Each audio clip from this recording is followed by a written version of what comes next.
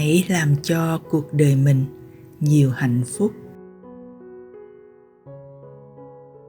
Chúng ta thường nghe các bạn trẻ nói vui rằng tiền không phải là tất cả, nhưng không có tiền thì rất vất vả. Câu nói đó, dù là nói đùa hay nói nghiêm túc, thì phần nào cũng đã khẳng định tiền tài, vật chất là một yếu tố vô cùng quan trọng của hạnh phúc. Thật vậy, tiền rất có giá trị trong cuộc sống. Tiền có thể giúp ta sở hữu được nhiều thứ. Có điều, có nhiều tiền chưa chắc là đã có hạnh phúc. Bởi tiền không mua được những tình cảm thiêng liêng, tự nhiên vốn có. Tiền không mua được tình thương vô điều kiện, vô bến bờ. Hoặc nếu có nhiều tiền mà phải làm việc quần quật ngày đêm, không còn chút thời gian để nghỉ ngơi, thư giãn, tận hưởng cuộc sống. Hay vì tiền mà sống không là chính mình. Hay vì tiền mà phải nhắm mắt làm những việc liều lĩnh, tội lỗi, phi pháp, thì cũng đâu có gì gọi là hạnh phúc.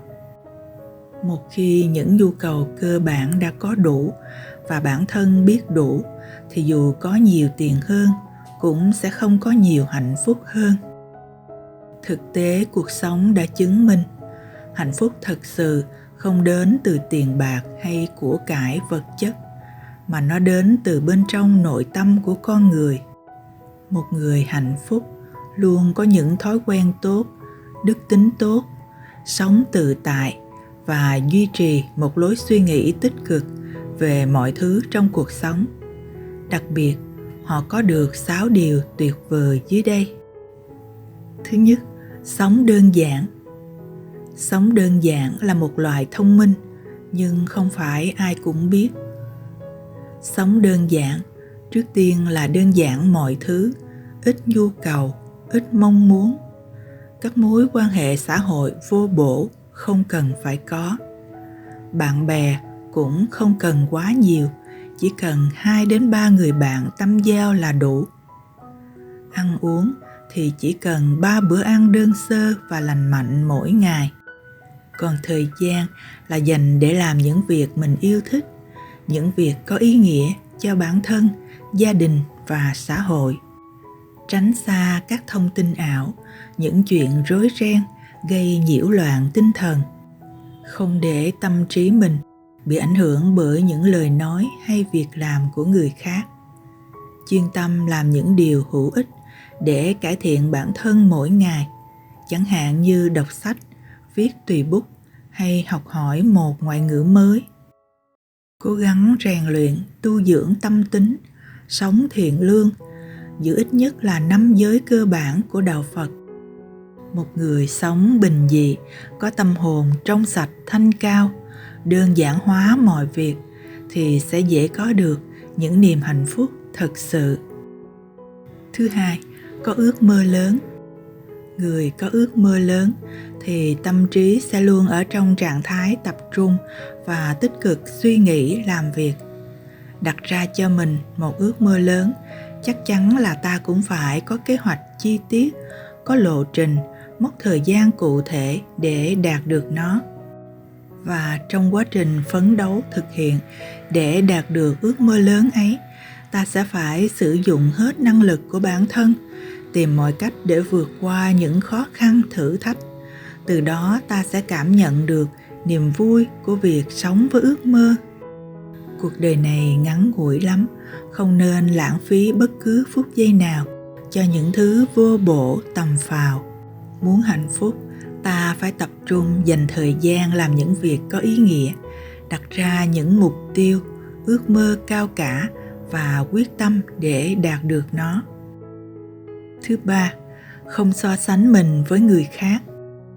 Mỗi người sinh ra trên cõi đời này là một bản thể khác nhau, có sự khác biệt về hoàn cảnh, điều kiện kinh tế, môi trường giáo dục, nề nếp gia đình, cách tiếp thu tri thức văn hóa xã hội, cho nên không ai là giống ai cả. Vì vậy, việc so sánh mình với người khác sẽ là một sự khập khiễng và vô nghĩa. Hãy nên yêu lấy bản thân mình. Trước tiên là phải thực sự hiểu chính mình, tự tin với những ưu điểm và chấp nhận những hạn chế của bản thân. Một người tự tin sẽ biết cách nói không với những thứ nhảm nhí, tầm thường, không phù hợp với mình. Cái nữa là phải biết đủ và hài lòng với những gì mà mình đang có. Cái nữa là vui vẻ đón nhận những điều tốt đẹp trong cuộc sống mỗi ngày. Cái nữa là không có mong đợi làm vừa lòng người khác. Và sau cùng là biết tìm kiếm, tạo ra những niềm vui lành mạnh. Người hạnh phúc sẽ biết định hướng cho mình một lối sống bình dị, thiện lành, có một trái tim nhân hậu ấm áp, giàu lòng thương người, kiên định, điềm tĩnh trước mọi sự việc, để đích đến là một cuộc sống bình an, tĩnh tại, mãn nguyện như ý. Thứ tư, xem biến cố như những thử thách phải đối mặt trong cuộc sống. Không có thành công nào mà không phải trải qua gian nan vất vả. Cũng như không có ai trải qua 5 tháng cuộc đời mà không gặp phải những chướng ngại khó khăn, thậm chí là những biến cố làm ảnh hưởng rất lớn đến thể chất tinh thần. Mà không khéo thì sẽ dễ rơi vào tình trạng bị sốc tâm lý, rất nguy hại cho sức khỏe. Nếu như chẳng may rơi vào những tình huống đó, ta phải thật bình tĩnh, tự trấn an mình, xem biến cố như một thử thách phải đối mặt và kiên trì nhẫn nại để vượt qua. Luyện cho mình một lối tư duy nhanh nhạy, suy nghĩ tích cực và tìm mọi cách giải quyết ổn thỏa vấn đề. Đồng thời, tập trung thời gian duy trì các hoạt động mang lại cho bản thân sự an yên, cảm giác an toàn, phấn khởi, để từng bước khôi phục lại trạng thái cân bằng cảm xúc sau biến cố. Thực tế cho thấy, những người từng vượt qua nhiều biến cố thử thách thì sẽ càng có thêm bản lĩnh, kinh nghiệm sống, cơ hội thành công sẽ cao hơn và cũng sẽ có được hạnh phúc trọn vẹn, lâu bền hơn người khác. Thứ năm, ít nói, luôn quan sát và lắng nghe. Người hạnh phúc luôn thực hành phương châm nói ít hơn, quan sát và lắng nghe nhiều hơn.